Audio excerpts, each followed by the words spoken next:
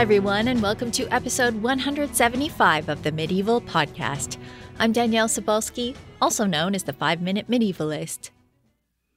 Thank you, everybody, for sticking with me the last few weeks, as I know my weekly schedule has been a bit off, to say the least. In October, I was finishing off my new book, and then this past week I had surgery to fix one of my eardrums and was not allowed to work for a week on doctor's orders. As a podcaster, it's pretty important that my eardrums work, so I followed the instructions to the letter. Missing episodes means my income takes a bit of a hit, though, so at the end of the episode, I'm going to give you some ways you can help me keep myself and this podcast afloat in case you're interested, many of them absolutely free. So apologies once again for being a little off kilter this fall, but if you've listened to my episode on my career path, you know that I've long since learned that life is about rolling with the punches. But enough about me, let's get into the episode. We all know that there tends to be a blue and drab filter over any images or film that purport to be medieval, but the real medieval world was a riot of color, and never more so than in medieval cathedrals. The place where people gathered, worshipped, and offered their talents and their prayers, the cathedral was at the very heart of society in Christian Europe in the Middle Ages. This week, I spoke with R. Howard Bloch about medieval cathedrals, specifically some of France's most iconic. Howard is the Sterling Professor of French and Humanities at Yale University and the author of many books on a wide range of topics, including The Scandal of the Fabliaux, The Anonymous Marie de France, and A Needle in the Right Hand of God, The Norman Conquest of 1066, and The Making and Meaning of the Bayeux Tapestry. His latest book is Paris and Her Cathedrals, which is hot off the press. Our conversation on these magnificent buildings, what they can tell us about medieval society, and how they are what Howard calls total works of art, is coming up right after this. Welcome, Howard, to the Medieval Podcast. I am so happy to have you here to talk about cathedrals. Welcome. Thank you. Thank you so much for having me. It is a pleasure. Okay, so when we're talking about cathedrals, I think a big question is, what is a cathedral? Because I think that is a definition that has shifted a little bit. So tell us, what makes a church a cathedral? Well, a good technical definition, the word cathedra means chair or seat. And a cathedral is a church which is the seat of a bishop. It's usually a large church. So we associate cathedrals with size. Cathedrals tend to be city phenomena as opposed to abbeys or even what we think of as Romanesque churches, some of which are considered cathedrals as well. And it's an interesting question because not every church that we call a cathedral really is a cathedral. The first Gothic cathedral, for instance, of Saint-Denis, didn't officially become a seat of a bishop until the 1960s. And it was the Abbey Church of Saint-Denis, but it was always called a cathedral. Likewise, the Sainte-Chapelle in Paris isn't a cathedral, though it's usually grouped among the group of cathedrals in and around Paris, because it was just the palace chapel of King Louis IX. So the term is permeable at the edges, but usually it is associated with a large church that is the seat of a bishop. It's one of these words that kind of skates around in the popular usage, right? But Absolutely. it's generally something that's really big. And you mentioned Gothic cathedrals. So a lot of Right. people listening are North American. How do we know a Gothic cathedral when we see one? What are some of the markers we should look for? That's a great question. Well, a Gothic cathedral is usually a very tall building with very thin walls, and a building in which some of the supporting structure is on the inside of the building and some is on the outside.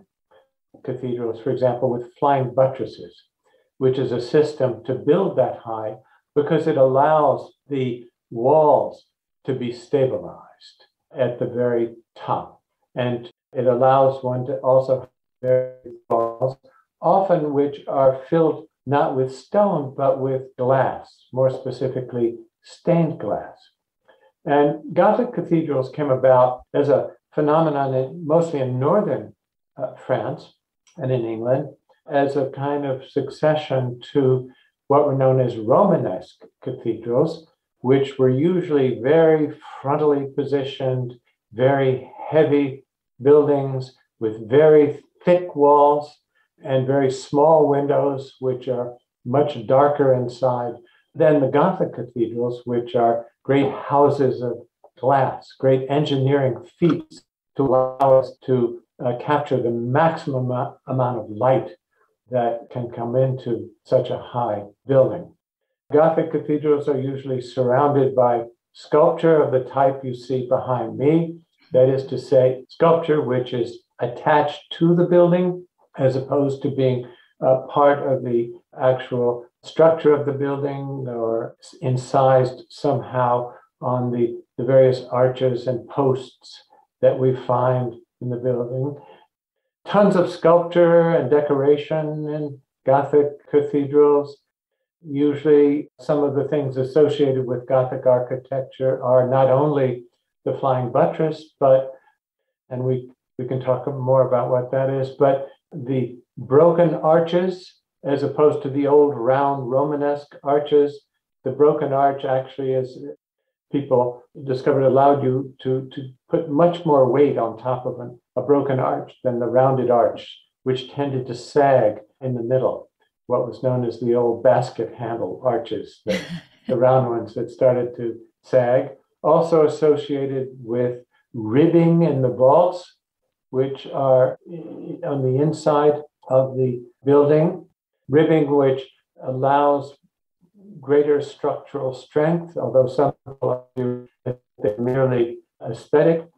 And then there is all the great Gothic decoration, which tends to be elaborate both inside and outside of the building. So I don't know whether that answers your question or not. The word Gothic, of course, comes from the Gothic tribes of the North, associated not only with young people today who dress in the word goth, dress in black and have lots of piercings and tattoos and maybe a few flying buttresses in their hair, but is associated with Northern architecture. Originally, the humanists of the 15th century made a comparison between the ways in which forests made sort of great enclosed spaces in the German North, which were compared to the vaults of the Gothic cathedrals that we see today, and which are also associated with huge size, not only building high, but building big. And when the Gothic cathedrals came about in the middle of the 12th century, great period of building, middle of the 12th century through the beginning of the 14th century, each town competed to have a cathedral that was bigger than the next city. It's the way that universities compete to have buildings or building programs today. But every city had to have a Gothic cathedral, even the ones that had perfectly adequate Romanesque cathedrals, recently built Romanesque cathedrals, somehow had to build in the Gothic style, which was considered also the modern style of architecture at the time. In fact, a lot of the Gothic cathedrals were begun under suspicious circumstances. That is to say, it just turned out that the old Romanesque cathedral burned down conveniently, and the building program for a new Gothic cathedral was already in place. I used to live in Buffalo, New York, where there would be fire alarms every night, and it was called selling a building to the insurance company. A lot of the fires around Gothic cathedrals meant that the town was again able to rebuild, but in that Gothic style, which made them good competitors with the other cities that had Gothic cathedrals. Every town had to have one. And of course, they were great engines of economic growth as well for the town.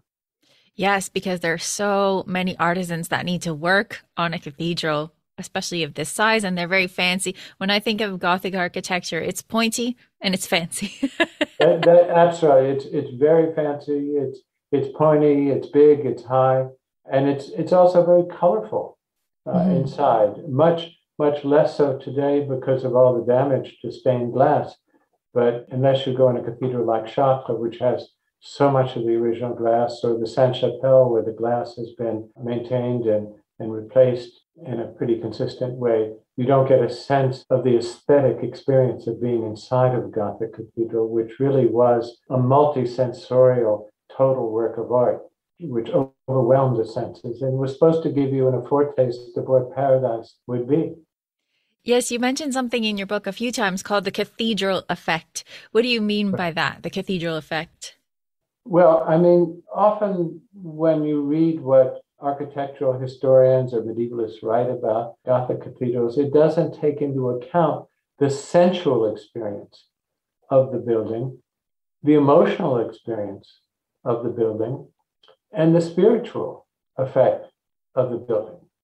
Aesthetically, they're incredibly beautiful. Emotionally, when you walk in, you're often overwhelmed or awed by the experience of going inside of a cathedral. And even as you walk through the city and a cathedral suddenly appears on the horizon for the first time, you're astonished by something that big and impressive. And even if you're not a believing Catholic, you realize being in the presence of something bigger, older, and better, and more meaningful than you are, there is something of the cathedral effect which has a spiritual element as well.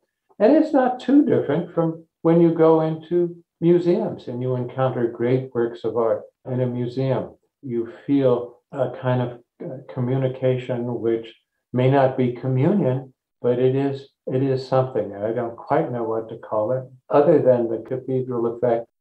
Yeah, I like this idea of communication because these cathedrals that you've chosen, and we can get into why you've chosen them in a minute, but these cathedrals, they all have stories on the outside, on the inside. They are constantly communicating. So why do they have so many stories on the outside, on the inside?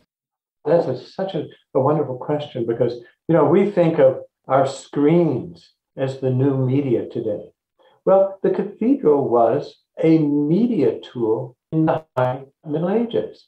And it was used both for preaching, that is to say, priests could point to the various stories in sculpture and stained glass. And it was used as a teaching tool as well, because there were cathedral schools attached to urban centers, religious centers in the Middle Ages. And those who were reading the Bible and reading the commentary and even reading Apocrypha in written form might also see visually the images of the content they were reading about elsewhere. So the cathedrals were great preaching and teaching tools. When a tourist goes into a cathedral and you listen to a guide with his or her laser pointer pointing out what the various stories represented are, you see visually something that you can read about textually elsewhere. And it seems to have that two-pronged effect. Yeah, as I was reading this, I was thinking about how all of these symbols and figures are a way of saying what's important to the society that built it. And it reminded me a lot of that plaque that was sent into space that said, here's what we look like, here's what we understand about the universe, being sent into the universe to communicate with people. And one of the things that I think might surprise people is on the outside of a cathedral, and sometimes on the inside as well, are other things that are not necessarily religious that tell you about the things that are valuable to society. So what are some of the things that we see that might be surprising on the outside of a cathedral? Another wonderful question that Thanks. I would have paid you to ask. But, I should have asked first. One of the wonderful experiences in writing such a book is always the surprises that you come up to. And I was surprised by the number, not only of biblical stories, both Old Testament and New Testament stories on the outside of cathedrals, as well as just isolated figures from both testaments, but the number of secular representations. And there's almost no cathedral that doesn't have some version of the signs of the zodiac, for example. Why? We don't know. We don't know much definitive about the origins of the zodiac, except they're probably ancient Babylonian astrological signs. But, I did 25 years in California where your zodiac sign was your religion. But why on these Gothic cathedrals do we find over the doors signs of the zodiac, or in stained glass windows, or sculptures inside signs of the zodiac? And I believe that, these were people who were in touch with the seasons and the signs of the year, though they didn't believe, or maybe they believed partly in such pagan signs. They're also coupled with an ancient classical motif known as the works of the months. And there you find definite sort of seasonal representations of the pruning of trees in the spring, the planting of fields in certain months, the harvest in August and September, the making of wine in October, the slaughtering of a pig in December, along with feasting. So you see these various representations of the works of the months alongside of the signs of the zodiac. And you realize that the people who came into the cathedrals and prayed there were not only ruled by a liturgical calendar, but by an agricultural sort of calendar. These were familiar rhythms of the year to them. And I think that it's a way of attaching the cathedral in the center of the city to the surrounding countryside, which is agricultural. And there are many more other relations as well. For instance, Chartres is positioned in a great wine and grain belt.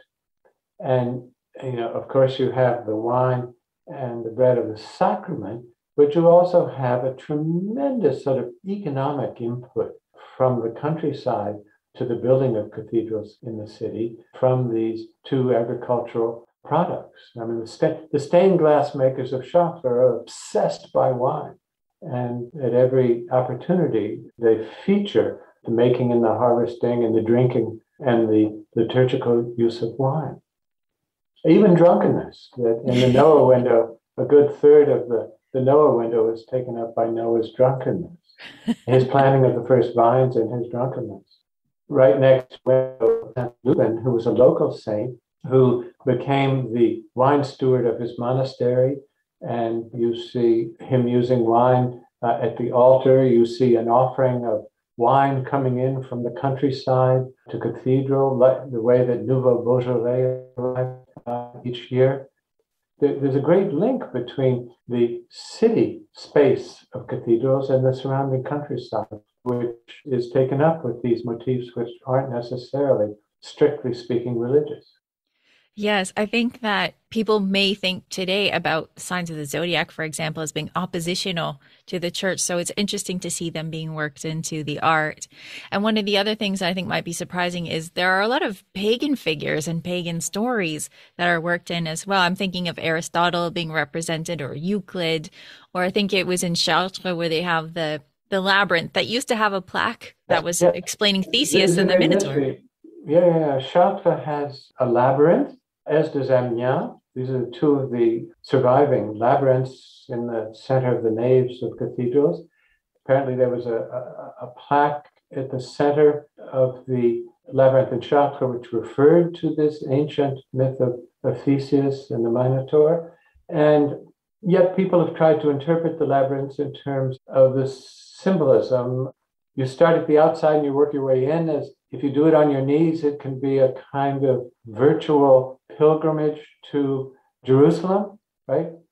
If you start in the middle and work your way out of the labyrinth, it can be seen as an analogy to working your way out of darkness to light and truth. They might have been used in that way. Kids love to play in the labyrinth still. Well, we have Aristotle and we have Euclid, for example, on the outside. Oh, right. Oh, yes.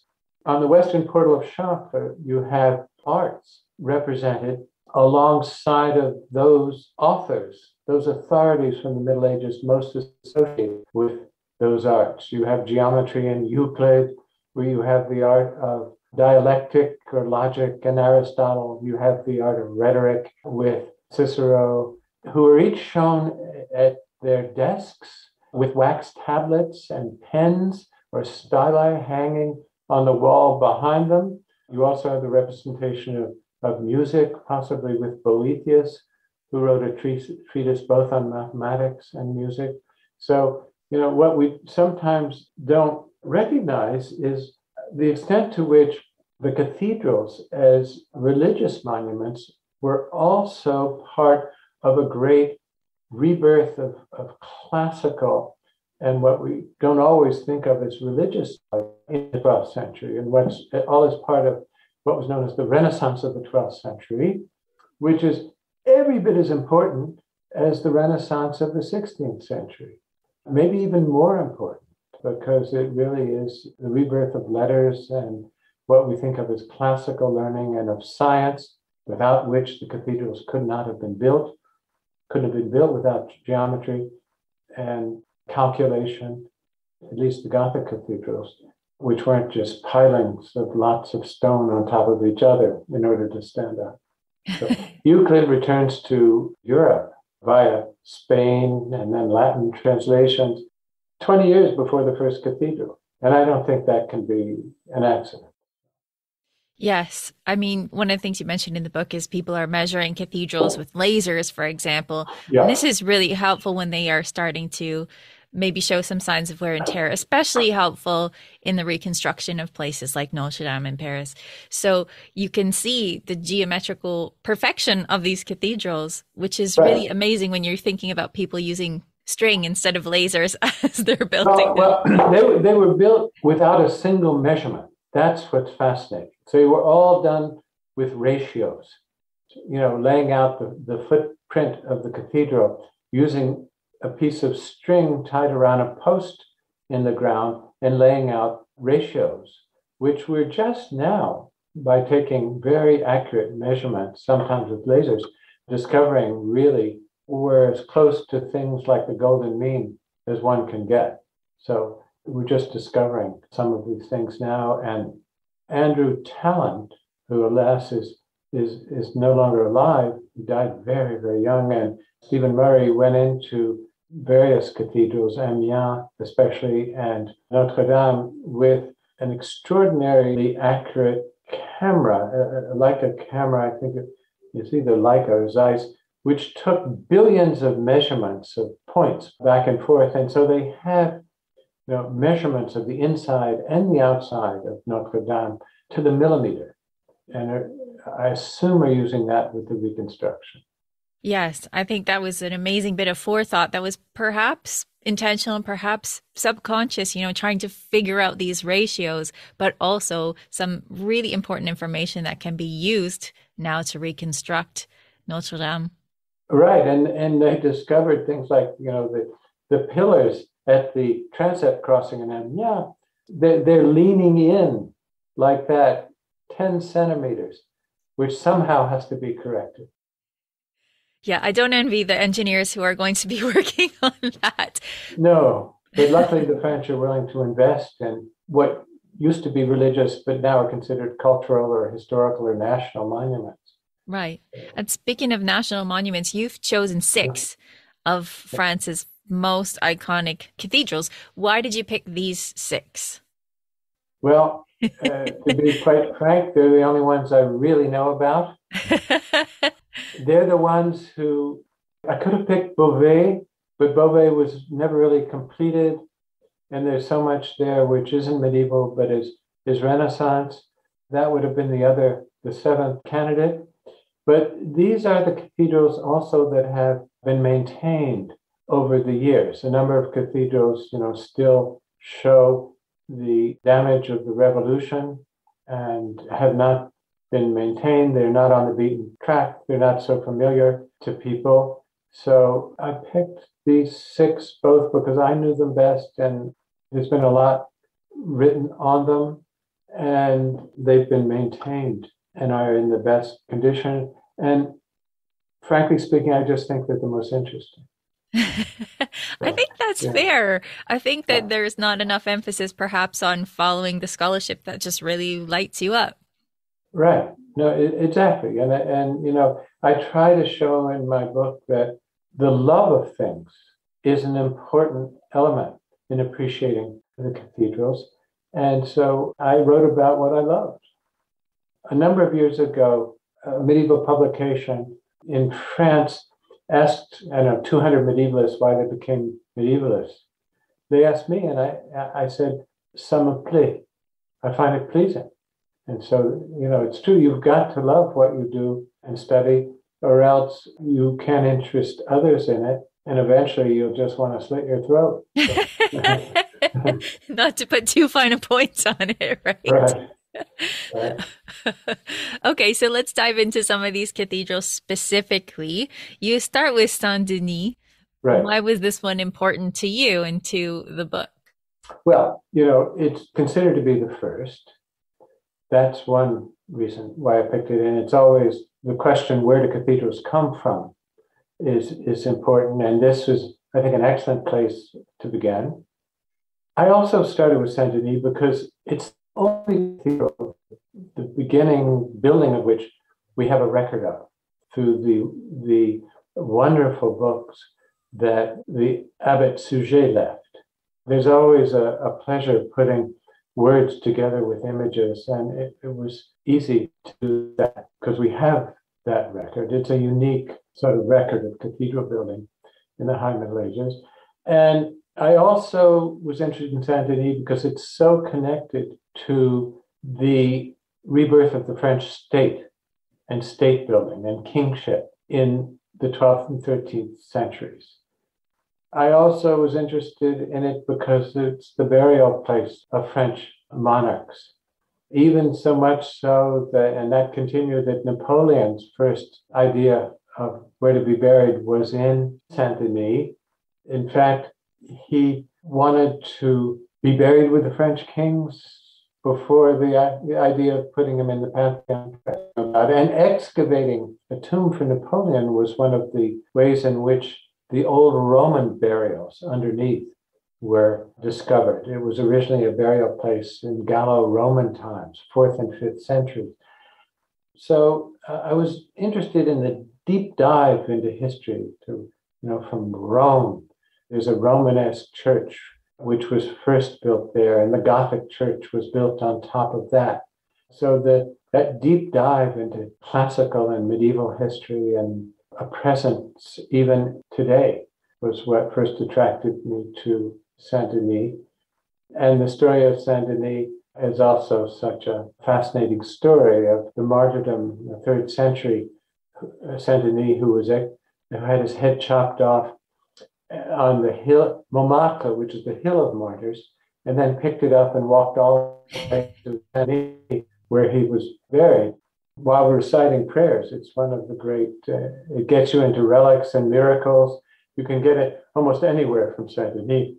The very witty 19th century critic Sainte-Beuve said, Saint Denis picking up his head and walking the 6 kilometers, he said, it's the first step which is the hardest. So. Yeah, I guess so. When you're carrying your severed head. Right. So, I found from Saint Denis, I could get almost anywhere into the medieval culture of cathedrals, as well as being the beginning. And also, it connects to something which I try and emphasize in the book, which is the connection of Western cathedrals, or cathedrals in Western Europe, Northern France and England, Scandinavian countries, their connection to the Middle East, because that's not a debt which is often acknowledged. The Abbot Suger, who had made 4 trips to Rome, was obsessed by the question of whether the cathedral he was building could compare to Hagia Sophia, which the Crusaders had seen at the time of the First Crusade, which was beginning 1198, which is roughly 45 years before the beginning of the building of Saint Denis. And I'm convinced, the Crusaders who had seen great stone churches and the great pendanted arch in Hagia Sophia and wanted to do something that would rival that great reservoir of culture, which was the Middle East, especially Byzantium.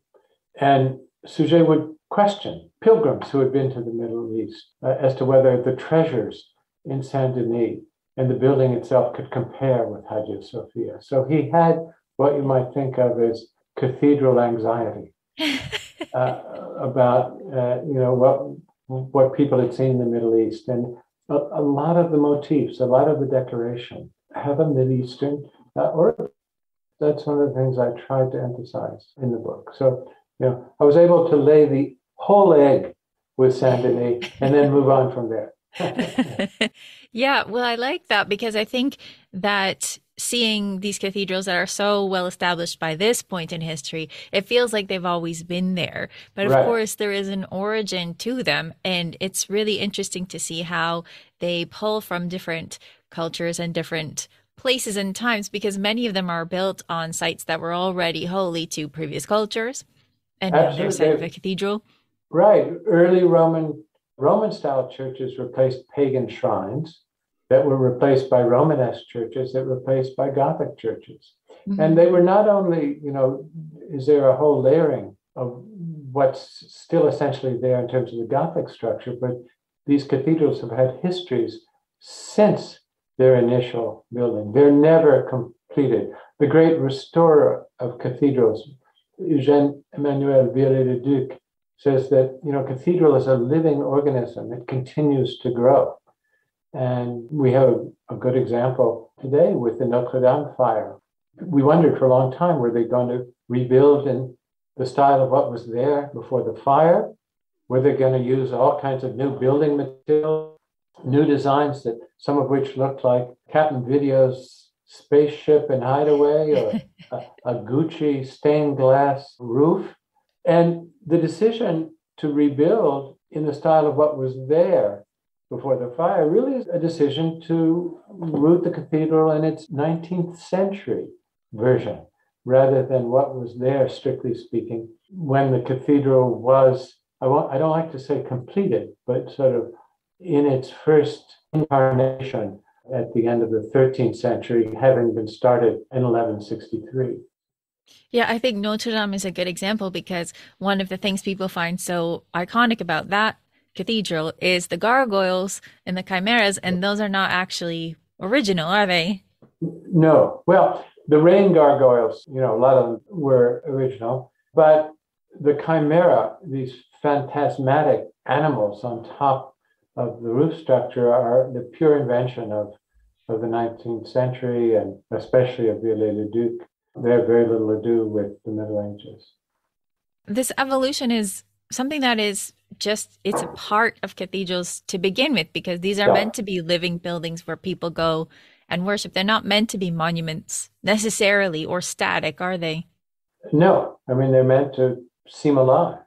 We think of them as fixed, but, they've changed over the years due to lots of things. One are natural disasters, the wind and rain pressure on these very delicate walls, and especially on the stained glass, is quite impressive.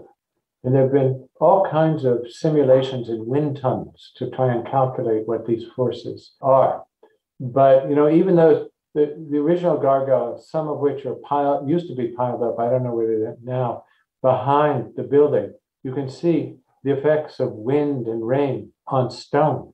And, glass too. Glass is a liquid, and it's constantly changing and needs to be maintained.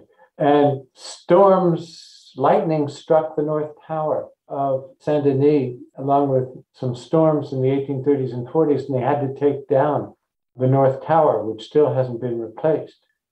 They hired an amateur to do it, a guy who built Parisian theaters, and the thing started to crack underneath the tower, so they called him Viollet-le-Duc, who managed to stabilize things. They have the original stones all cataloged and numbered in a warehouse in Saint-Denis, and the mayor has threatened at various points to put the spire back up, but they haven't done so yet. So there's the natural disasters, and then there's human destruction. A powder mill on one side of Amiens went off, blowing out stained glass in the 17th century, and so it had to be replaced. Reims Cathedral was bombed 287 times, direct hits, in World War I. The roof burned just like the roof at Notre Dame. That had to be rebuilt over a period of 20 years, paid for by John D. Rockefeller.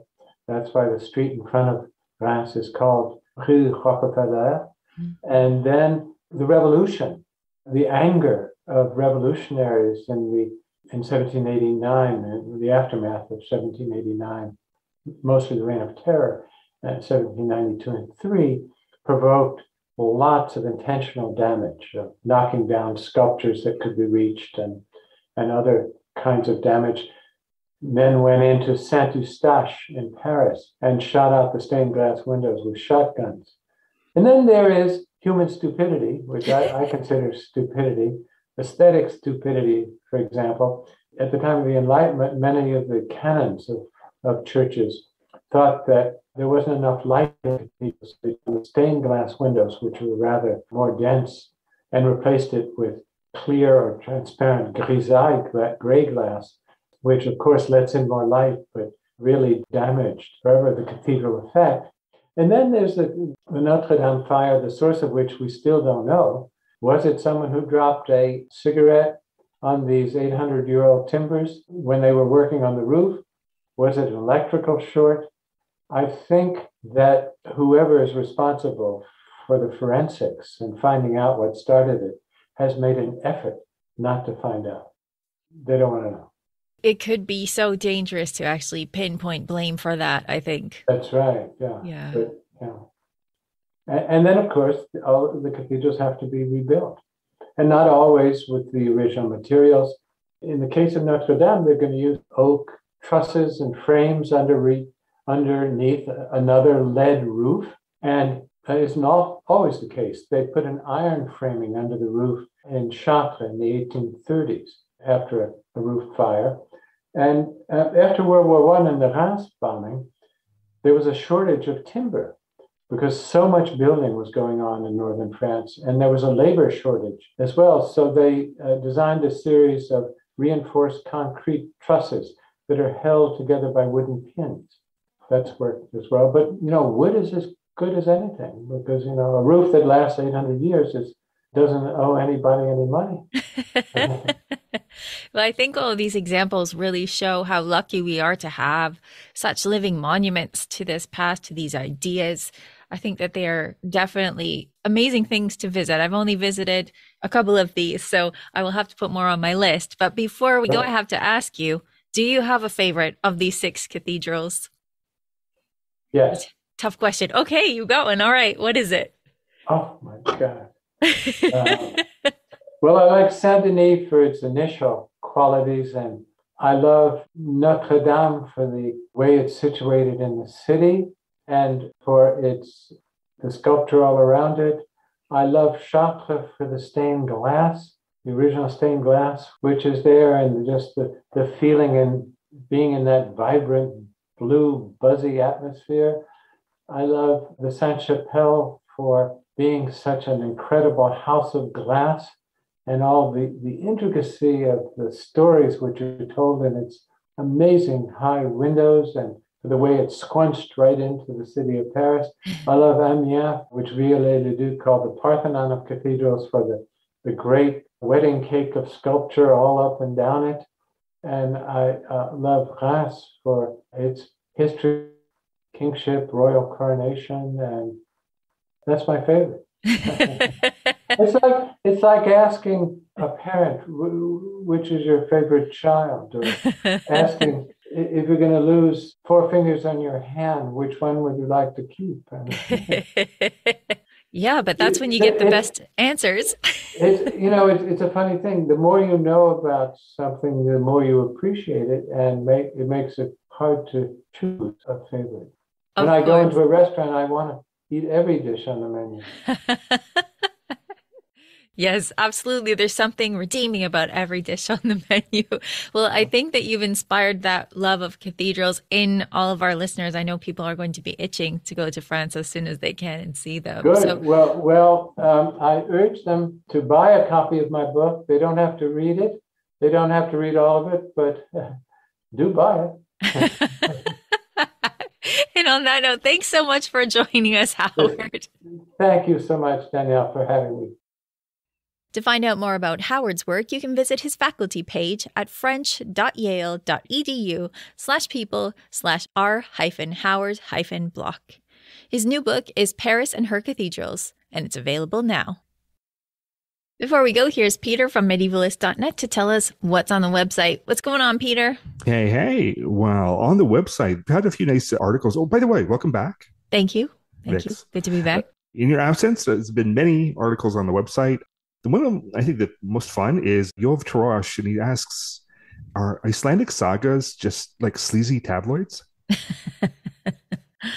Yeah, well, we'll have to find out the answer to that. The answer's in the article, right? But, you kind of think about, what's it they talk about? Personal lives of Icelanders, who's sleeping with who, and who's marrying who, and who's feuding with who, and what's all the gossip. And so, yeah, I think he's got something there. We got that. Thomas Lambert sent in a piece on the Byzantine Empire and climate change. He recently did an academic article, and he wanted to tell the world about it. It looks like, the kind of ups and downs of Byzantium economically, and it kind of matches different kind of climate changes, like the medieval warm period or the Little Ice Age. So he kind of sets that out. So if you want some nice economic history, that's that. Nicholas Morton continued to write this for us. Did a piece on who actually ran the Kingdom of Jerusalem, and that's a tricky question because there's lots of different players in that little part of the world. And finally, there was also your piece, which I really loved, How to Be a Knight. Yeah, from the Jouvencel. Yeah. You and I both love this text, and yeah, he offers a lot of great advice.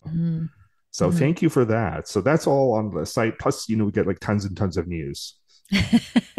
There's always stuff that's going on. It's always busy there. Thanks, Peter. Yeah. Archaeologists just keep on finding stuff. So that's great. That's what we want to hear. All right. Well, thank you, Peter. We will talk to you next week. Thanks. I mentioned earlier that I was going to give you a couple of suggestions for ways to support this podcast and my work in general if you so desire. So here are just a few easy, free, and super helpful little things that apply to me and to most content creators in general. So if you're interested in supporting all sorts of your favorite indies, here are some tips. The first one is to listen through the ads. The way podcast ads work is that they pay per impression. So if you skip them, it's almost as if they aren't there at all. If ads aren't your jam, you can always turn the volume down for a little bit and then back up. But playing through the ads is a super easy way to contribute. Another easy way is to tell your friends if you like the podcast. Word of mouth is such a big part of growing an audience. So if you're chatting about the finale of Game of Thrones, feel free to drop a word about this podcast in your friend's ear. And if you like my books, that's another good opportunity. Life in Medieval Europe, Fact and Fiction was written specifically for people who watch shows and have questions, so that's a big help too. Another way you can help is to leave reviews. It takes 2 seconds to click on a star rating, but this makes a big impact in the algorithm on both podcasting platforms and bookstore websites. It's even better if you leave some words. Everyone looks at ratings when they're making decisions, so they're a huge help to authors and podcasters, and they're free. You can also borrow my books from the library.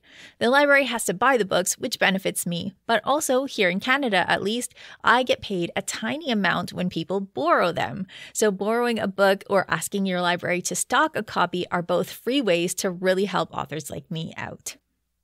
Stepping up from that, you can also tell your bosses, libraries, or museums that one of the things that I do is guest speaking and keynote speaking. It's true.